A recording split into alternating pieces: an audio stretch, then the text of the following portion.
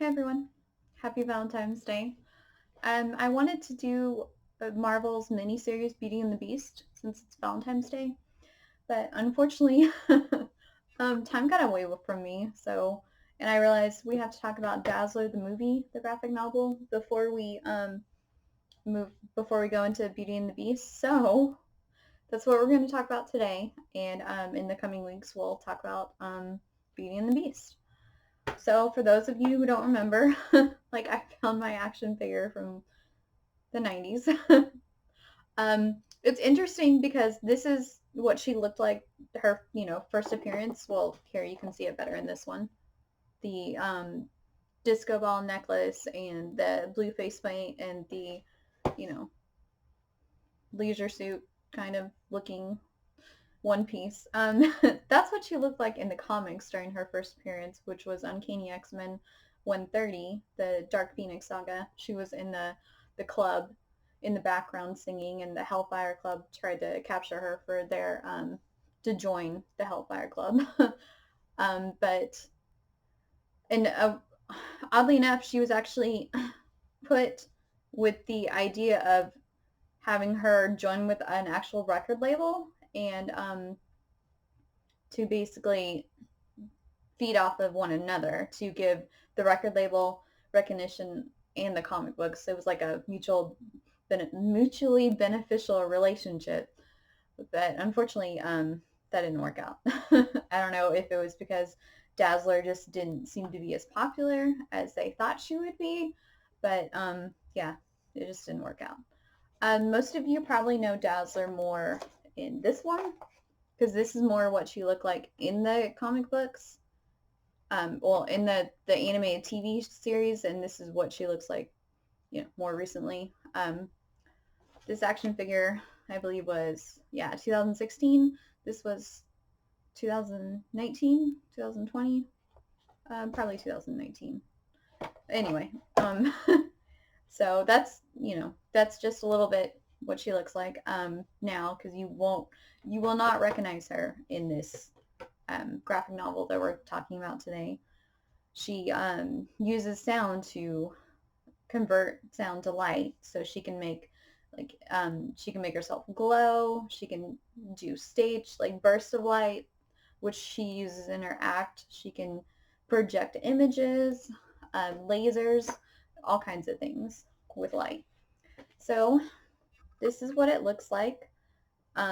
You can see in the corner, it was the 12th graphic novel that they did. It was $6.95 in 1984, and they actually did it in this form only. It wasn't in individual issues or anything, which is one of the things I found so interesting about it. And I don't know why, but I've just kind of always thought Dazzler was a cool character, maybe because she was an actress, a singer, famous. Um, I just thought that was really interesting that they had not only her famous for being a mutant, but famous for being, a singer and an actress. So 1984, remember that, because this is the first page. We find her actually working in a health club as a fitness instructor. 1984, the jazzercise and aerobics were super popular during that time, which is why she looks like that. Um, like I said, that's why I showed you the action figures, because you wouldn't recognize her in this graphic novel. So here, people remark that she looks like she's glowing, and she says to herself, "Ooh, I have to watch it because glowing to me is as normal as breathing for humans." So there's this man that approaches her after her first class and says, "Hey, his first class, and says, "Hey, this was my first class. You're, incredibly sexy. I'm Eric Beale, head of Beale Productions. Someone with your talent and your looks basically could go really far with the right friend like me." And she turns him down, says, oh, well, I need to finish my workout, and it's, health club policy not to date members or, socialize with them. And so she goes off, does her workout, and the club owner comes and says, Allison, meet Eric Beale. He is the new owner of the club. So he bought the club so that she would go out with him. And she still refuses. And she's like, oh, I already, and makes a fool out of him, basically. Because she's like, here, hold these weights. And he wasn't ready, and he basically falls over. And she's like, I already told Freddie I would go out with him after. So, and Freddie's like, well, why would you do that? Because this guy, Eric Beale, just told you that he would basically give you everything you ever wanted. So why would you choose to go out with me instead of him? And she's like, it's true. I want to be a star more than anything. I want to do it, on my own power because I deserve it, because I'm talented, not just because, someone helped me get there, or I was, I made it because of someone else, which is interesting, and you'll see why later. So she gets home and she, pretty much lets loose because it's difficult at this point to control her power all the time. Like she said, remember earlier that to her glowing is as natural as breathing. So, and she spends a lot of time in this graphic novel, like looking at herself in front of the mirror in her underwear or in nothing. And so she gets a call from Storm from the X-Men. And of course, remember 80s, Storm had her mohawk at this point. And Storm calls her and she's really worried, and she's like, with all the anti-mutant hysteria building up, because Dazzler was just looking at a newspaper article while she was having dinner about it. I really worry about you. And Storm says, I wish you would come to our secret stronghold. That's what she calls it. Because here you'd be safe. It's just interesting that she calls it that and not, like our house or our home or Xavier's, whatever. It's just interesting she calls it that. I guess it's more impressive if you call it a secret stronghold to the readers anyway. And Allison is like, well, I'll be fine. No one knows I'm immune. They just think that the lights are part of my act. I mean, so I'll be fine. Don't worry about it. And because, of course, she wants to be a star, and she can't do that, there. She needs to be in California, Los Angeles, Hollywood. Speaking of Hollywood, in Beverly Hills, we open on this opulent mansion, home of a aging movie star. And you can see right here, he was entertaining a woman. He has quite the dad bod, I guess. It's, I don't know, his is probably worse than just a dad bod. And he's bald, and he has glasses, and you see him, basically put in false teeth, and he puts a wig on, and a girdle, all kinds of stuff. So, but then, the end result, he looks pretty good. And he tells his butler about this girl he met, or called Dazzler. She calls herself Dazzler, and Roman, that's his name. He's like, she's just the most amazing, beautiful girl I've ever seen. I must have her. And pretty much he's used to getting whatever he wants because he's a Hollywood star. So we see Dazzler performing at her first Los Angeles club, and you can see she's glowing. She uses that as part of her act. And here's a very 80s dress right here. Reminds me of Madonna, the tulle and everything. That's probably what they're going for. And Eric Beale is in the audience, and he's kind of like, I wonder how she does that. The sparkling, the glowing. And here there's like all these photographers that ambush her, and the flashbulb causes Eric to, look away, but she's not, because of course the flashbulbs don't affect her because she's pretty much kind of made out of light, so to speak. And he notices that, that he says, shouldn't even blink. So she goes home.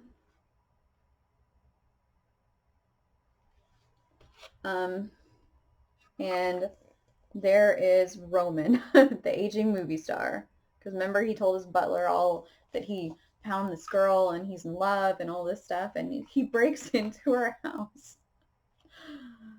Oh, man. Well, I mean, this guy, he's used to getting what he wants because he's a Hollywood star. And she's like, what are you doing here? Get out. And of course, he comes on to her,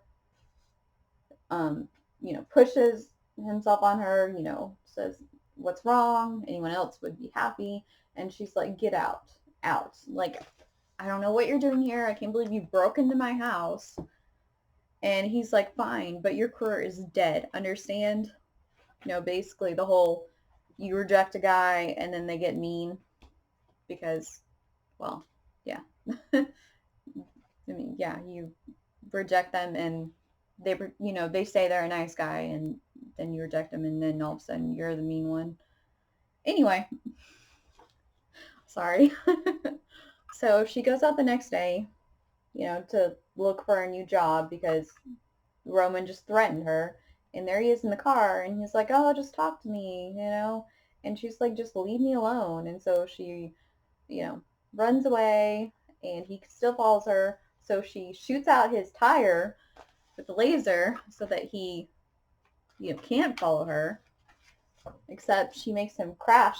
So he gets out of his car, follows her on foot, and then he collapses, pretends to have a heart attack, and she's like, oh no, oh my gosh, I'll call an ambulance. And he's like, oh, Allie, you do care. And she's like, oh my gosh, you're kidding me. You slimy. And anyway, he's like, I'm sorry, but I just, and he sees that she was carrying the paper, and then looks and sees that it's on the employment section, and he's like, what? I must apologize. You're too disheveled to go see, a prospective employer right now. Let me get you some coffee, and, we'll just talk. And she's like, okay, fine.